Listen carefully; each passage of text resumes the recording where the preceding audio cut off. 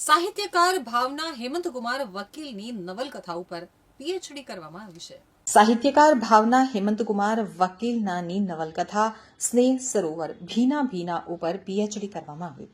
ભાવના હેમંતકુમાર વકીલ જેઓનું કાર્યક્ષેત્ર છેલ્લા 40 વર્ષથી સામાજિક સાહિત્ય અને સાંસ્કૃતિક ક્ષેત્રે યોગદાન છે, તો કાર્યક્ષેત્રની શરૂઆત અભિનયથી કરી હતી. નાટકોમાં અભિનય કરી કેટલાક પારિતોષિકો મેળવ્યા હતા. મુખ્યત્વે રાણીછાપનો રૂપિયો, અલ્પવિરામ.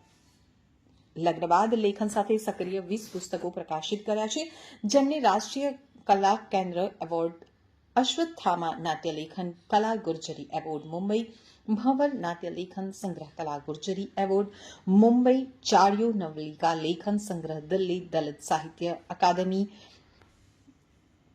સુવર્ણચંદ્રક, વીરાંગના સાવિત્રીબાઈ ફુલે એવોર્ડ, પિંજર સ્મિતા પારેખ એવોર્ડ, નવલિકા અપરિચિત અને અન્ય એવોર્ડ પ્રાપ્ત થયેલ છે. ગુજરાતી સાહિત્ય પરિષદ પારિતોષિક નવલિકા કમબેક, ગુજરાત મિત્ર નવલિકા પારિતોષિક એનો શોવાન, પ્રગતિ મિત્ર મંડળ મુંબઈ પારિતોષિક નવલિકા પિંજર, ગુજરાતી સાહિત્ય અકાદમી પુરસ્કૃત સમયાંતર ગુજરાતી સાહિત્ય પરિષદ પુરસ્કૃત થાપટ હેમરાજ શાહ મુંબઈ પારિતોષિક મેમરી લોસ, વિશ્વકોશ ટ્રસ્ટ એકાંકી નાટ્ય લેખન પારિતોષિક તરસ 2024 નવોદિત લેખિકાઓને ચુન્નર પુસ્તકમાં તેમની નવલિકાઓને સ્થાન આપ્યું, જેઓએ લિખિત દિગ્દર્શિત ફિલ્મ વેકઅપને ઇન્ટરનેશનલ એવોર્ડ મળેલ છે.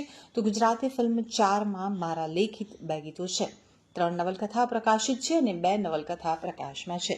નવલકથા કોરી આંખો ભીના હૈયા એક નવા જ વિષય સાથે લખાયેલ છે, જે વિષય ઉપર આજ સુધી કોઈ નવલકથા રચાયેલ નથી. નવલકથા સ્નેહ સરોવર ભીના ભીના ઉપર પીએચડી કરાયેલ છે, તો હાલમાં નવલકથા અગોચર મનની ભીતરમાં પ્રશંસનીય બની છે. સંસ્થા સ્નેહા સૌ આર્ટ સાથે હું બાળ નાટકોની શિબિર અને બાળ સર્વાંગી વિકાસના કાર્ય તથા નારી ચેતનાના કાર્ય સાથે સક્રિય છું, જે હાલમાં દરેક ક્ષેત્રે સક્રિય છે. Bureau report, Surat.